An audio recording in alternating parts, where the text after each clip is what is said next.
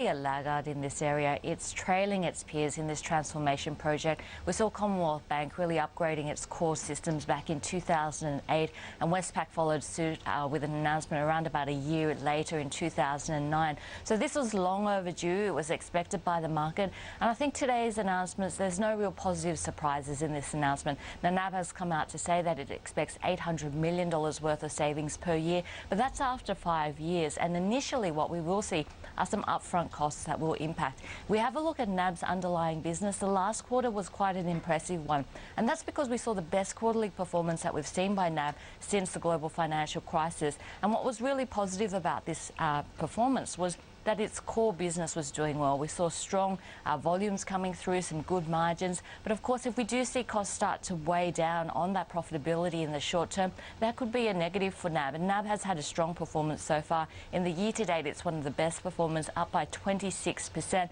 But the banks are starting to look pretty expensive at these levels now. A number of brokers coming out this morning. We saw Deutsche Bank with an underweight in this sector. UBS also warning that, the banks are looking quite attractive in terms of yield, but not really in terms of valuations. Into the future, of course, we were particularly interested in any move on that 75% reach position, which seems to have been delayed. Care of a committee now that'll look at it. Julia, where does this leave Southern Cross Media in particular on the market? Well, the shares should be still well supported on speculation that we will see that reach rule being abolished. That reach rule says that TV licence holders can't reach more than 75% of the population.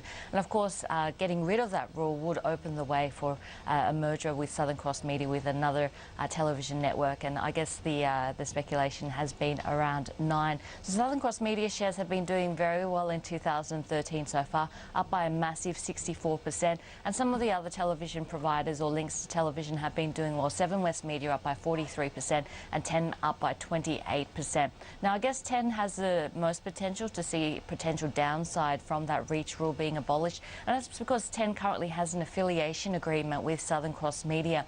And if we do see a merger with 9, then that affiliation agreement may be cast aside. Having said that, some of the media companies are some of the most shorted on the market at the moment, and Fairfax certainly comes to mind. Around about 16% of its stock is still short sold. So it does look like while some of those television type companies have seen some good support, we have seen some of those traditional media companies still, I guess, a little bit of skepticism around the changes that we are seeing to help try and tackle some of the structural issues that they are facing. But still watching those media companies, unfortunately, we haven't seen a resolution on that reach rule, but that's the real important one for those media companies. Renewed pressure overnight, downside pressure, and indeed go back to Monday where we saw a 3-month low touch. Just how do you understand that disconnect?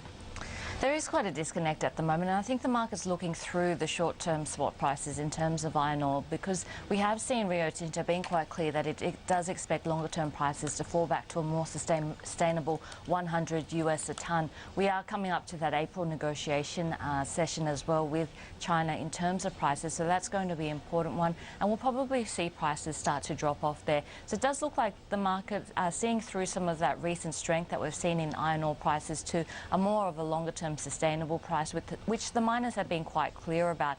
If we have a look at the mining space, I guess it is the cheap space on the Australian market, and that's because if we have a look at the Australian market, this is the last 1 year over on the top, and I just have the material space down the bottom. And if I try and overlay the two, you'll see that traditionally they do move together, but recently we've seen this big gap occurring, and we have seen that divergence between the market and the material space, where we haven't seen the material space participate in the rally that we've seen in 2013. And that means in comparison to the other sectors, the material sector is looking undervalued. However, traditionally, when you start to see low PE ratios in terms of the resource sector, that often signals a bearish sign rather than a bullish sign. It usually signals that a commodities boom is coming to an end. So you have to be a little bit careful in terms of relying on valuations in terms of that material space. But certainly the material space underperforming, and a lot of brokers becoming more positive because of the valuations in this.